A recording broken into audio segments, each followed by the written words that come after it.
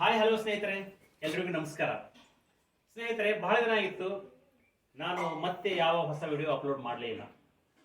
ಏನು ಕಳೆದ ಸಂಭ್ರಮ ಶನಿವಾರದ ದಿನ ನಾವೇನು ಒಂದು ಹೊಸ ವಿಡಿಯೋ ಅಪ್ಲೋಡ್ ಮಾಡಿದ್ವಿ, ಅಂದಿನಿಂದ ಇದುವರೆಗೂ ಮಾಡಲಿಕ್ಕೆ ಆಗಲೇ ಇಲ್ಲ. ದಯವಿಟ್ಟು ಕ್ಷಮೆ ಇರಲಿ. ಅಲ್ಲಿ ಬಂದಿದೆ. ಮೊದಲೆಲ್ಲ ನಾವು ಮಾಹಿತಿಗಾಗಿ ಪುಸ್ತಕಗಳು ಮತ್ತು ದಿನಪತ್ರಿಕೆಗಳನ್ನು ನೋಡಬೇಕಾಗ್ತಿತ್ತು. ಆದರೆ ಇವತ್ತಿನ ದಿನ ಪುಸ್ತಕಗಳು, ದಿನಪತ್ರಿಕೆಗಳು ಅಷ್ಟೊಂದು ಅನಿವಾರ್ಯವಾಗಿಲ್ಲ. ಯಾಕೆಂದ್ರೆ ಮೊಬೈಲ್ನಲ್ಲಿ ನಮಗೆ ಬೇಕಾಗಿರುವಂತ ಮಾಹಿತಿ ಬೆರಳ ತುದಿಯಲ್ಲಿ ಸಿಗ್ತಾ ಇದೆ. ಮೊಬೈಲ್ ಅನ್ನು ನಾವು ಬಳಸುವುದು ತುಂಬಾ ಸುಲಭ ಮತ್ತು ಸರಳವಾಗಿದೆ. ಎಲ್ಲೆಂದರಲ್ಲಿ ನಮ್ಮ ಜೇಬಲ್ಲಿ ಇಟ್ಕೊಂಡು ನಾವು ಪ್ರಯಾಣ ಮಾಡುತ್ತಿರುವಾಗ ತೆಗೆದು ನೋಡಬಹುದಾಗಿದೆ. ಯಾವುದೇ ಕಾರ್ಯಕ್ರಮ ಸಮಾರಂಭದಲ್ಲಿದ್ದಾಗ ಕೂಡ ನಾವು ತೆಗೆದು ನೋಡಬಹುದಾಗಿದೆ. ಆದುದರಿಂದ ಮೊಬೈಲ್ ನಮಗೆ ಮಾಹಿತಿಯ ಒಂದು ಮಹಾಪೂರ್ವವೇ ಆಗಿದೆ. ಹೌದು, ಮೊಬೈಲ್ ಅನ್ನು ಬಳಸಲು ಕೂಡ ನಮಗೆ ಒಂದು ಜ್ಞಾನ ಇರಲೇಬೇಕು. ಒಂದು ವೇಳೆ ಅಜ್ಞಾನದಿಂದಾಗಿ ನಾವು ಮೊಬೈಲ್ ಅನ್ನು ಬಳಸಿದ್ದೇ ಆದರೆ ಮಂಗನ ಕೈಯಲ್ಲಿ ಮಾಣಿಕ್ಯ ಕೊಟ್ಟರು ಎಂಬಂತಾಗ್ತದೆ. ಯಾಕೆಂದ್ರೆ ನಾವು ಮಾಹಿತಿಯನ್ನು ಪಡೆಯುವಾಗ ನಮ್ಮ ವೈಯಕ್ತಿಕ ಮಾಹಿತಿಯು ಕೂಡ ಇತರರಿಗೆ ಸೋರಿಕೆಯಾಗುವಂತ ಸಾಧ್ಯತೆ ಇದೆ. ಮೊಬೈಲ್ನಲ್ಲಿ ನಾವು WhatsApp, Telegram, Instagram, YouTube, E book, bank apps, education apps ಮತ್ತು ಕೃಷಿಗೆ ಸಂಬಂಧಿಸಿದ ಇತರೆ ಮಾಹಿತಿಯನ್ನ ನಾವು ನೋಡಬಹುದಾಗಿದೆ. ಅದು ನಿಜ. ಆದರೆ ಇದರಿಂದ, ಈ ತಂತ್ರಜ್ಞಾನದಿಂದ ಸಾಧಕನೂ ಇದೆ, ಬಾಧಕನೂ ಇದೆ. ಇದರ ಸಾಧಕಗಳು ಯಾವುವು, ಬಾಧಕಗಳು ಯಾವುವು ಎಂಬುದರ ಕುರಿತು ನಮ್ಮ ಮಕ್ಕಳು ಇವತ್ತಿನ ದಿನ ಒಂದು ಅರಿವನ್ನು ಪಡೆಯಲಿದ್ದಾರೆ, ಅನುಭವವನ್ನು ಹೊಂದಲಿದ್ದಾರೆ, ಅದರ ಜೊತೆಗೆ ಅವಲೋಕನವನ್ನು ಕೂಡ ಮಾಡಲಿದ್ದಾರೆ. ಬನ್ನಿ, ನಮ್ಮ ಮಕ್ಕಳು ಇವತ್ತಿನ ದಿನ ಏನೆಲ್ಲ ತಯಾರಿ ಮಾಡ್ಕೋತಿದ್ದಾರೆ ಅಂತ ನೋಡೋಣ.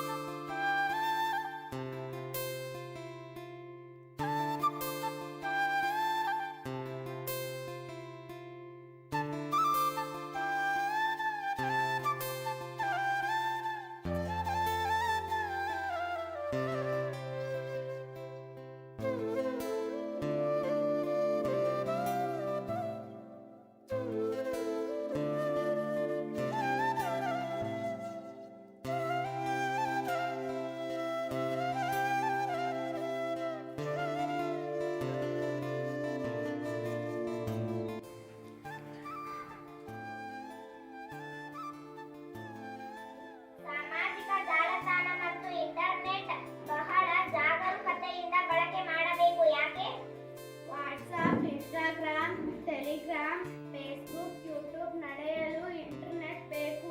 ಇದರಿಂದ ಒಮ್ಮೊಮ್ಮೆ ನಮ್ಮ ವೈಯಕ್ತಿಕ ಮಾಹಿತಿಯು ಸೋರಿಕೆಯಾಗುವ ಸಾಧ್ಯತೆ ಇದೆ. ಹಾಗೇನಾದ್ರೂ ಆದ್ರೆ ಅಪಾಯ ಕಟ್ಟಬಹುದು. ಇವತ್ತು ನಾವು ಸಂಭ್ರಮ ಶನಿವಾರವನ್ನ ಆಚರಿಸ್ತಾ ಇದ್ದೀವಿ. ಇವತ್ತಿನ ವಿಷಯ ಆಧುನಿಕ ತಂತ್ರಜ್ಞಾನ ಸಾಧನಗಳು ಮತ್ತು ಅಂತರ್ಜಾಲದ ಸುರಕ್ಷಿತ ಬಳಕೆ ಅನ್ನುವಂತ ಒಂದು ವಿಷಯದ ಬಗ್ಗೆ ಎರಡನೇ ಹಂತ ಆಗಿರುವಂತಹ ಏನು ಅನುಭವವನ್ನ ನಾವು ಇವತ್ತಿನ ದಿನ ಪಡ್ಕೊಳ್ತಾ ಇದ್ದೀವಿ. ಈ ಚಟುವಟಿಕೆಯಲ್ಲಿ ನಾವು ಹಾವು ಮತ್ತು ಏಣಿ ಆಟವನ್ನ ಆಡ್ತೇವೆ. ಇಲ್ಲಿ ಆಧುನಿಕ ತಂತ್ರಜ್ಞಾನದ ಸಾಧನಗಳಾಗಿರುವಂತಹ ಮೊಬೈಲ್ ಇರಬಹುದು, ಟಿವಿ ಇರಬಹುದು, ಲ್ಯಾಪ್ಟಾಪ್ ಇರಬಹುದು. ಇದರಿಂದ ಉಪಯೋಗಗಳು ಇವೆ, ದುರುಪಯೋಗಗಳು ಇವೆ.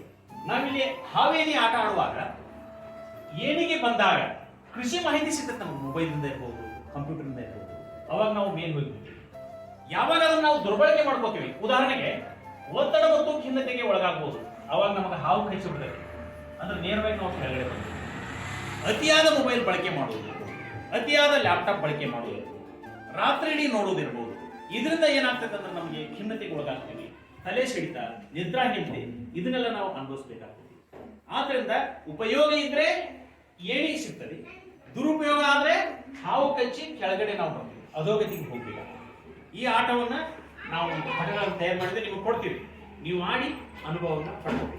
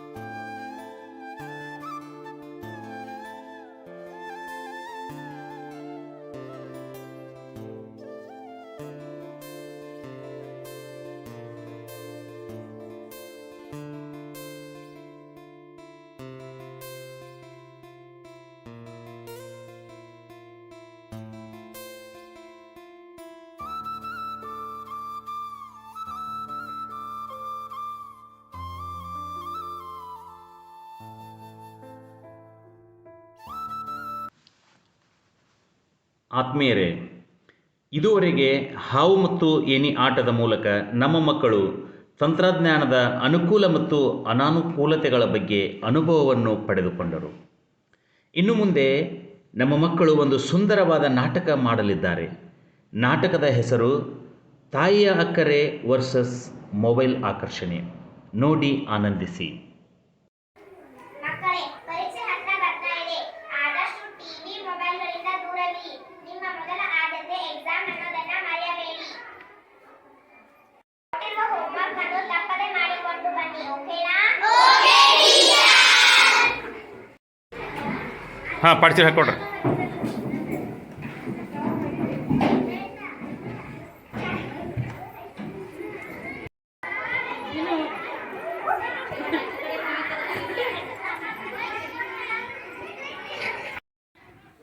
ಒಂದು ಮನೆಯಲ್ಲಿ 4 ಮಕ್ಕಳು ಇರುತ್ತಾರೆ.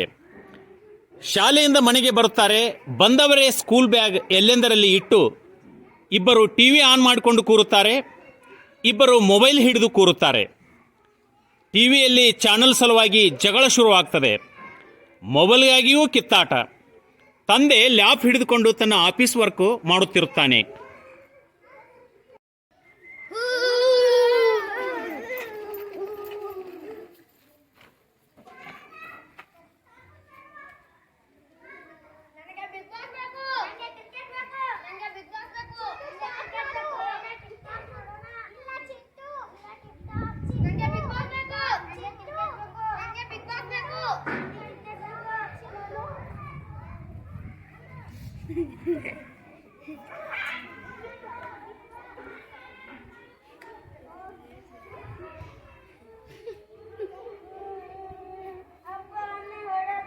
ಯಾಕೋ ಹೊಡಿತೀಯ? ಇಬ್ರು ಕೂಡಿ ಟಿವಿ ನೋಡ್ರಿ. ರಿಮೋಟ್ ಕಳ್ಕೋತಾನೆ. ಅಮ್ಮಪ್ಪ, ಈಗಷ್ಟೇ ಬರ್ತಿದ್ದೀರಿ. ಬರ್ತಿದ್ದಂಗೆ ಕೋಲಾಹಲ ಪ್ರಾರಂಭ. ರೀ, ಏನಾಯ್ತು? ಯಾಕೆ ಒದರ್ತೀಯ? ಏನಾಯ್ತಾ? ನಿಮಗೆ ತಲೆ ಸರಿ ಇದೆ.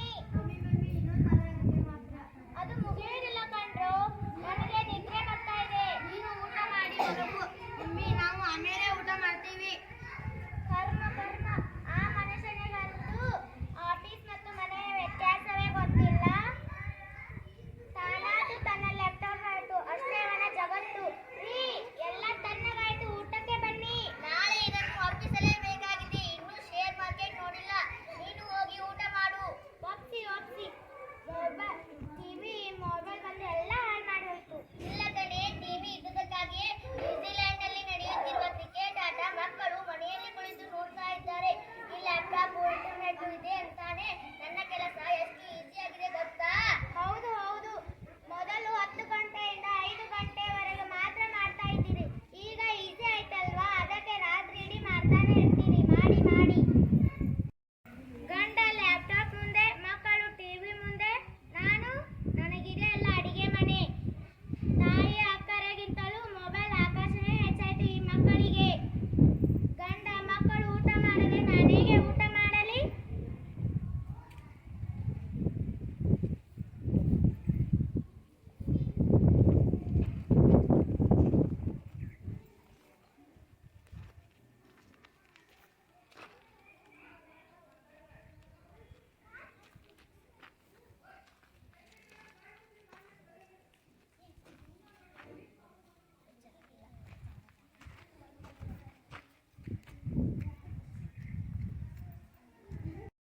ಗಂಡ ಲ್ಯಾಪ್ಟಾಪ್ ಮುಂದೆ, ಮಕ್ಕಳು ಟಿವಿ ಮುಂದೆ, ನಾನು ನನಗಿದೆ ಎಲ್ಲ ಅಡಿಗೆ ಮನೆ. ತಾಯಿಯ ಅಕ್ಕರೆಗಿಂತಲೂ ಮೊಬೈಲ್ ಆಕರ್ಷಣೆ ಹೆಚ್ಚಾಯ್ತು ಈ ಮಕ್ಕಳಿಗೆ. ಗಂಡ ಮಕ್ಕಳು ಊಟ ಮಾಡದೆ ನಾನೇಗೆ ಊಟ ಮಾಡಲಿ?